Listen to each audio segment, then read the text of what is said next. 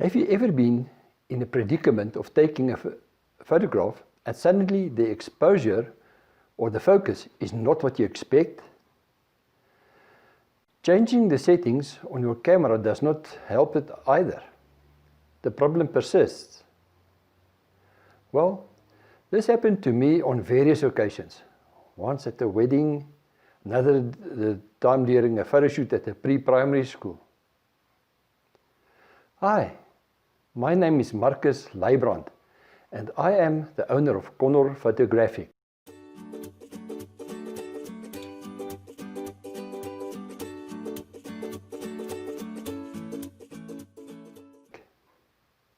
As usual, please click on the subscribe button and also like this video, please. Today we are going to have a look at some pitfalls that you may encounter with camera hardware failing on you.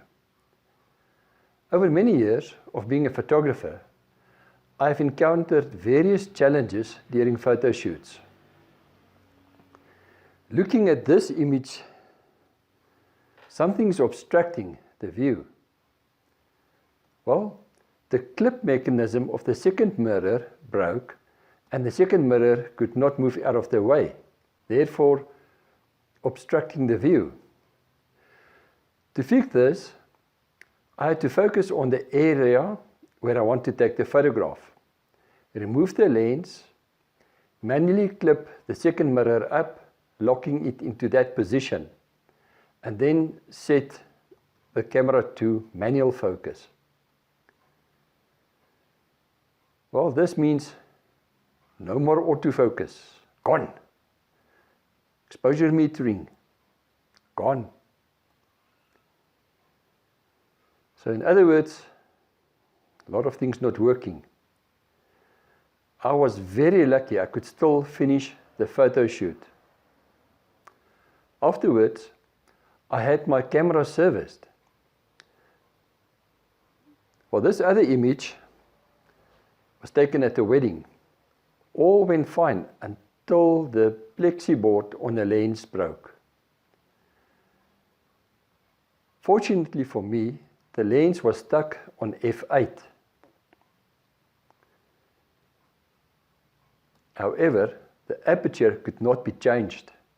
Luckily, the autofocus system was not affected by this, so I had to rely on the flash to subject distance for the f8 setting and kept my distance for that and kept going to the end of the wedding. That was luck, real luck. But luckily, I was able to spot the problem before the time and adapt to the situation. The little flexiboard is a printed circuit on a plastic that can fold inside your lens. So, when you zoom, the flexiboard will extend and you zoom back and it will contract and fold up inside. And this frequent zooming in and out, at some stage, the metal part on the flexiboard can decide to break. You know, if you take a piece of wire and you bend it, and it breaks. Same happens there. Expensive to repair, but can be repaired. So it was replaced by a reputable camera repair technician. And I would definitely not recommend anybody attempting to do this by themselves. Absolutely not. I've seen what the lens looks like when it's all disassembled. So let's have a quick look at how to check if the shutter or the aperture is functioning on a camera. So the first thing we're going to look at is the aperture, if the aperture is working. And normally, a camera that has the depth of field preview button, like this one here, it is easy to do so. So all you need to do is Remember, the first thing is that the aperture is always fully open, so all the light can come in and the metering functions and light meters and those things can work.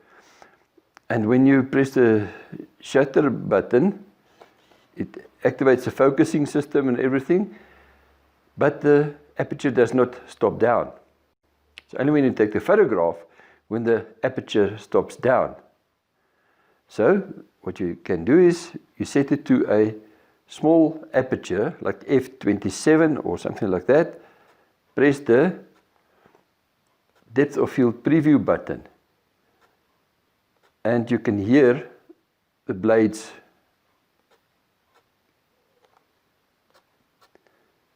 when it stops down.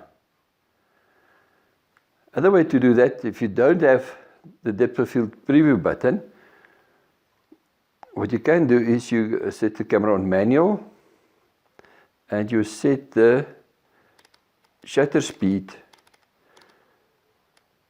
to 2 seconds.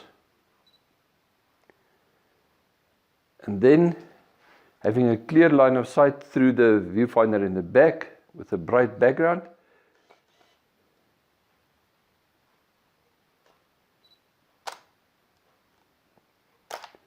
you can most probably see the aperture contracting when you take the photograph. What you can hear when I press the shutter release button halfway down is it is focusing. Put your hand in front and you can see it is hunting for focus. If it does not hunt for focus,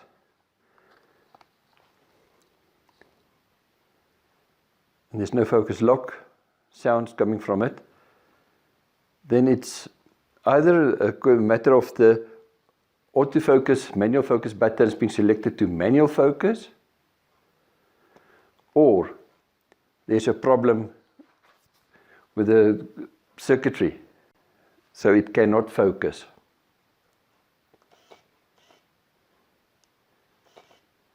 Well, it cannot focus because it does not have enough contrast to focus with the sensors, but move it around and it got focus there.